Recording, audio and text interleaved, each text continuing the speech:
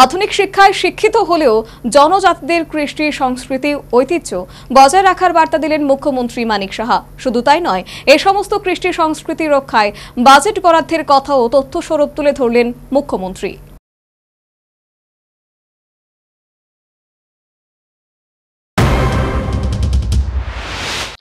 বর্তমান রাজ্য সরকার ত্রিপুরা রাজ্যের শিক্ষার প্রসারে অধিক গুরুত্ব আরোপ করেছে। চলছে নতুন নতুন স্কুল নির্মাণ সহ শিক্ষা উন্নয়নের ব্যাপক উদ্যোগ। এর মধ্যে বৃহস্পতিবার সিপাহীজলা জেলার জামতৈজলার প্রভাপুরে 480 আসন বিশিষ্ট একলব্য মডেল আবাসিক বিদ্যালয়ের উদ্বোধন করলেন রাজ্যের মুখ্যমন্ত্রী মানিক সাহা। এছাড়া জনজাতি কল্যাণ দপ্তরের মন্ত্রী বিকাশ দেববর্মা, বিধায়ক মানব দেববর্মা, প্রাক্তন বিধায়ক বীরেন্দ্র কিশোর দেববর্মা, জেলা শাসক ডাক্তার সিদ্ধার্থ শিব জয়সওয়াল সহ অন্যান্য বিশিষ্ট ব্যক্তিবর্গ অনুষ্ঠানে অতিথি হিসেবে উপস্থিত ছিলেন। শুরুতে অতিথি বরণ এবং গাছে জল ঢেলে অনুষ্ঠানের আনুষ্ঠানিক উদ্বোধনের পর শুরু হয় মূল অনুষ্ঠান। আনুষ্ঠানিকতার পর এদিন উপস্থিত অন্যান্য অতিথিদের সঙ্গে নিয়ে প্রভাপুরের নবনির্মিত 480 আসন বিশিষ্ট একলব্য মডেল আবাসিক বিদ্যালয়ের উদ্বোধন করেন মুখ্যমন্ত্রী। আধুনিক শিক্ষায় শিক্ষিত হলেও জনজাতিদের কৃষ্টি সংস্কৃতি ঐতিহ্য বজায় রাখার ব্যাপারে অনুষ্ঠানে নিজ ভাষণে বার্তা দিলেন মুখ্যমন্ত্রী মানিক সাহা।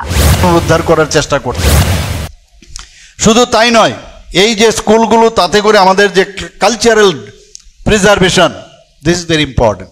একটু আগে আমরা যখন এখানে প্রোগ্রাম শুরু করছিলাম, আমাদের যে স্টুডেন্টসরা এখানে পারফরমেন্স তারা করলেন, তাতে করে এই যে কালচারগুলো, সেইগুলোকে আমাদের প্রিজার্ভ করতে হবে এবং তাদের যে ভাষা, তাদের যে সংস্কৃতি, সেটাকে প্রিজার্ভেশন এই এডুকেশনের মাধ্যমে আমাদের মূল যে রুট, সেই রুট কিন্তু আমাদের যতই আমরা মডার্ন এডুকেশন আমরা নেই, কিন্তু মূল যে আমাদের যে সংস্কৃতি, সেটাকে কিন্তু আমাদের সবসময় মনে রাখতে হবে, সেই দিশায় আমাদের কাজ করতে হবে এবং আমাদের যে ট্রেডিশন, সেটাকেও বজায় রাখতে হবে।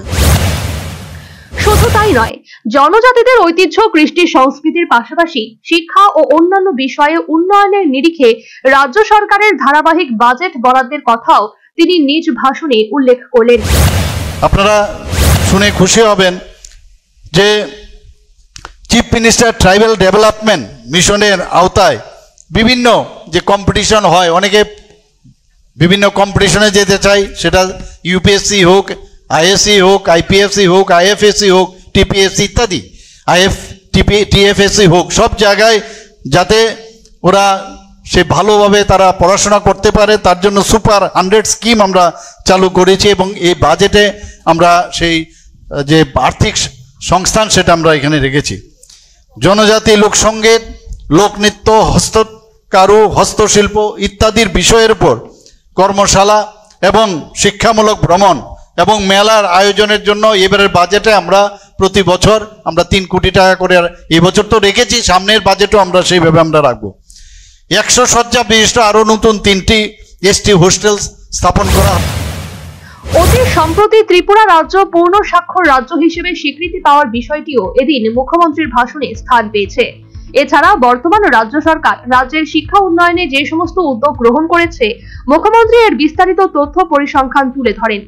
বিদ্যালয় উদ্বোধনের পর সমস্ত শ্রেণী কক্ষগুলো পরিদর্শন করেন এবং স্কুলের ছাত্রছাত্রীদের সাথে মত বিনিময় করেন মুখ্যমন্ত্রী।